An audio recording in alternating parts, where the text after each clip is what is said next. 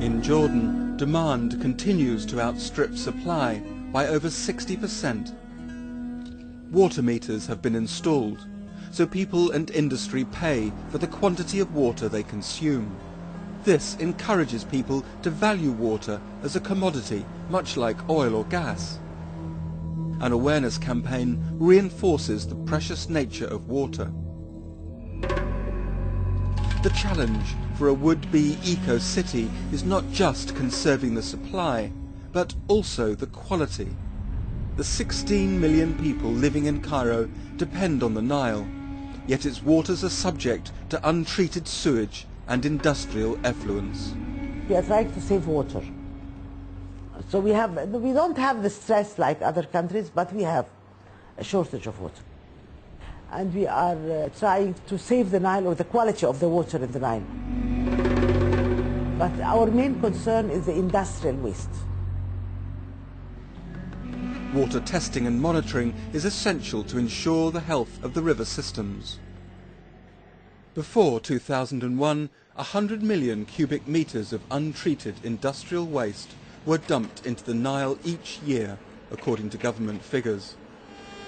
Inspections and enforcing environmental laws has now stopped these industries polluting the river.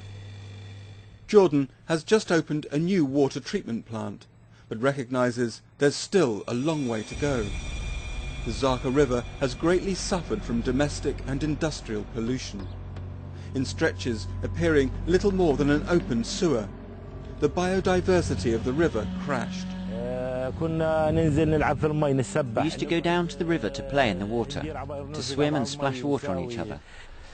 We used to drink the clean water. If anyone was thirsty, they used to put their head in the river and drink. Then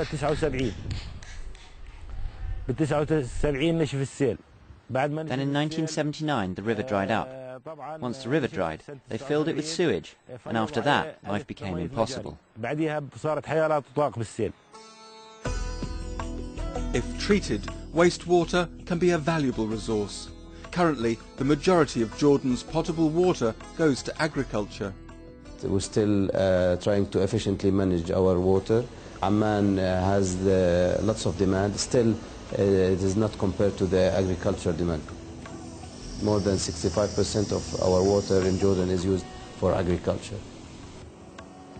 Recognizing this problem, the government has started treating water so that it can be recycled and used for irrigation.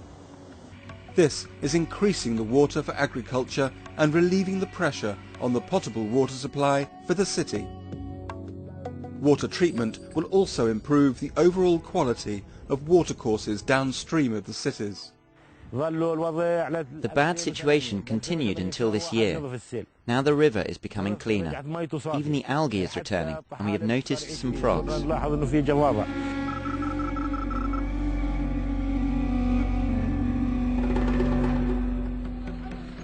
With economic development comes an increase in resource consumption and a corresponding increase in waste production.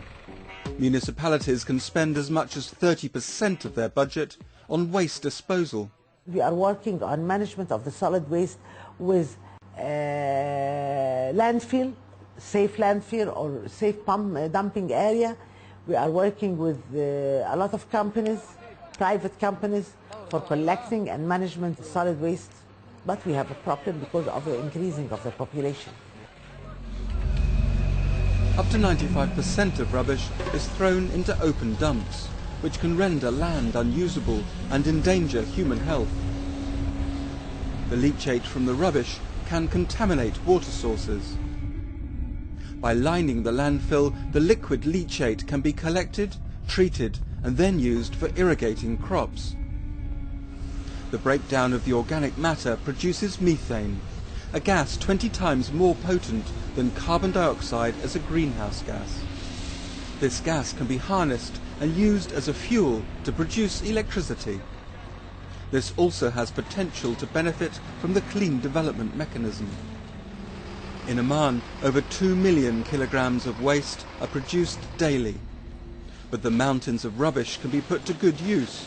Over a fifth of the solid waste can be recycled. Here we do recycling PVC pipes. We collect from dumps and we collect from knocking down houses, our used pipes. Scavengers bring it to here for money, and we buy it from there. This is our product. 100% recycle from what we have seen in the video.